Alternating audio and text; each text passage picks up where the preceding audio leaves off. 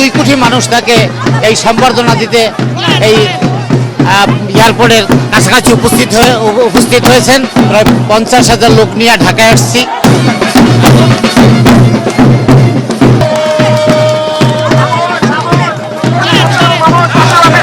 জাইমা রহমান আমাদের ভবিষ্যৎ বিএনপির কান্ডারি হিসেবে আমরা চিন্তা ভাবনা করি। ব্যারিস্টার জাইমা রহমানকে আমরা দেখতে চাই এবং ভবিষ্যতে তাকে নিয়ে বাংলাদেশকে নিয়ে কাজ করতে চাচ্ছি এবং উনিও আজকে সামনে হাল ধরার পরিকল্পনা করবেন ইনশাল্লাহ, আমরা সেই আশা করি। গুলশান থানা জাসাসের পক্ষ থেকে ওনাকে আন্তরিক ধন্যবাদ এবং আমাদের লিডার তারেক রহমানকেও অসংখ্য ধন্যবাদ, আমরা ওনাকে কাছে পেয়েছি। Thank you. আমরা সারা বাংলাদেশের মানুষ, জাতীয়তাবাদী দল এবং সারা বাংলাদেশের মানুষ সবাই আমরা তারেক রহমান আসলে ভোট দিতে পারবে।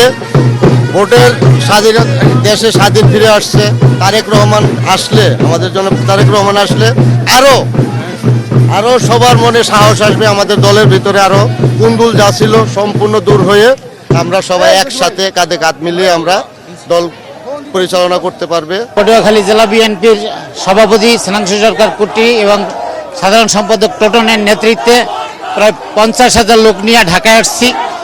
আজকে বাংলাদেশের 18 কোটি মানুষ এই দেশের ভবিষ্যৎ প্রধানমন্ত্রী তারেক জিয়ার অপেক্ষায় ছিলেন কবে তিনি বাংলাদেশে আসবেন। তার বাংলাদেশে আগমন উপলক্ষে 18 কোটি মানুষই উজ্জীবিত এবং প্রায় 2 কোটি মানুষ তাকে এই সম্বর্ধনা দিতে এই এয়ারপোর্টের কাছাকাছি উপস্থিত হয়েছেন। আমরা বিশ্বাস করি তারেক রহমানের নেতৃত্বে বাংলাদেশ একটা গণতান্ত্রিক দেশ হিসাবে বিশ্বে নূতন করে পরিচিতি লাভ করবে এবং তারেক রহমানের একমাত্র সুযোগ্য কন্যা ব্যারিস্টার জাইমা রহমান, আমরা বিশ্বাস করি আজকে বাংলাদেশে তিনি আসার কারণে বাংলাদেশের মানুষ তাদের জন্য, তার পরিবারের জন্য সর্বসময় দোয়া করেছেন। আজকে তারা সপরিবারে বাংলাদেশে এসছেন। জাইমা রহমান আমাদের ভবিষ্যৎ বিএনপির কান্ডারি হিসাবে আমরা চিন্তা ভাবনা করি।